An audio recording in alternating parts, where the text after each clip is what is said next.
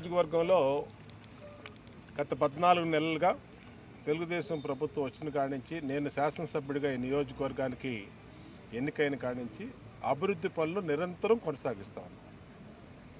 ఏ డివిజన్లో ఏ సమస్యలు ఉన్నాయి, ఆ డివిజను కాలనీ వాసుల రిప్రజెంటేషన్ కానీ మా మాజీ కార్పొరేటర్లు, మా పార్టీ నాయకులు, ప్రజలు మా దృష్టికి తీసుకొచ్చిన వెంటనే దాని మీద స్పందిస్తూ ఉన్నాం. ఆ సమస్యలకి పరిష్కారం తీసుకొస్తూ ఉన్నాం.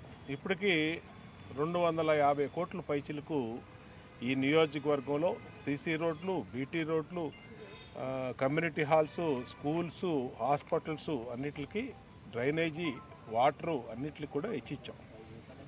ఇంకా మిగిలినటువంటి సమస్యలు కూడా మన దగ్గరికి వస్తూ ఉన్నాయి. ముఖ్యంగా గత ఏడాది బుడమేరు పొంగటం వల్ల వచ్చినటువంటి డ్యామేజీని మ్యాక్సిమం కవర్ చేశాం. ఇవాళ 58వ డివిజన్లో వైవీరావు ఎస్టేట్ అంటే ఇది ఈ నియోజకవర్గానికే, ఈ అర్బన్ ఏరియాకే స్టార్టింగ్ పాయింట్. దీన్ని ఇక్కడ దాదాపు ఒక 60-70 కుటుంబాలు ఉంటూ ఉన్నాయి. వీళ్ళందరూ కూడా మరి మొదట్లో ఉండటం వల్ల ఇంకా పూర్తి డెవలప్మెంట్ ఇక్కడికి అవ్వలేదు. గత ప్రభుత్వం అయితే పూర్తి నిర్లక్ష్యం చేసింది.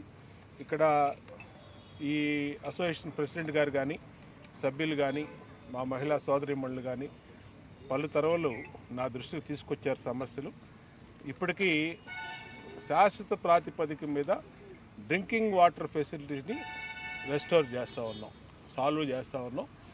అది మరికొద్ది రోజుల్లోనే వీళ్ళకి వాటర్ సమస్య, వాటర్ ట్యాంక్ కట్టేసాం, కనెక్షన్లు ఇచ్చేస్తున్నారు. అది అయిపోతే దీనికి పర్మనెంట్ సొల్యూషను.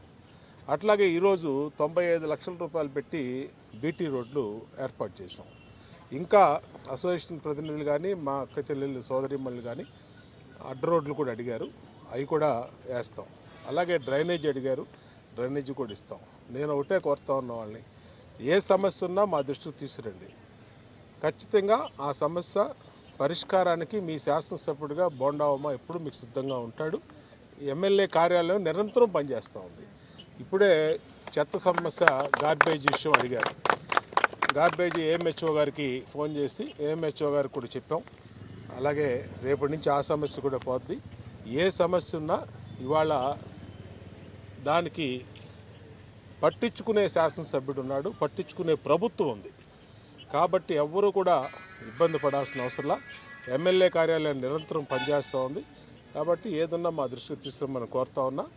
ఈ రోడ్లు, ఈ సీసీ రోడ్లు కానీ, బీటీ రోడ్లు కానీ ఎన్ని నిధులు ఖర్చు అయినా సరే మొత్తం ఈ నియోజకవర్గాన్ని మోడల్ నియోజకవర్గంగా తీర్చిదిద్దడం లక్ష్యంగా పనిచేస్తాం. ఖచ్చితంగా ఈ కాలనీలన్నీ అభివృద్ధి